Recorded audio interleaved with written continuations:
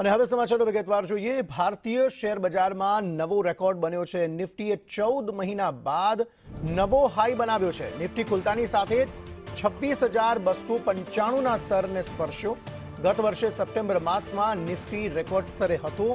Sensex ગત સપ્ટેમ્બરમાં 85,978 ના હાઈ પર હતો। સેન્સેક્સ જો કે નવા હાઈથી હજુ પણ 200 પોઈન્ટ દૂર છે।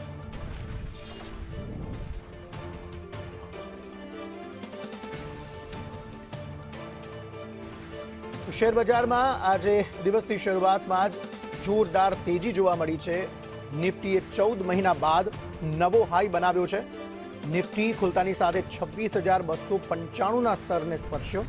ગત વર્ષે સપ્ટેમ્બર માસમાં નિફ્ટી રેકોર્ડ સ્તરે હતો, જો કે હજુ પણ સેન્સેક્સ હાઈ તરફ નથી, 200 પોઈન્ટ તેનાથી દૂર છે।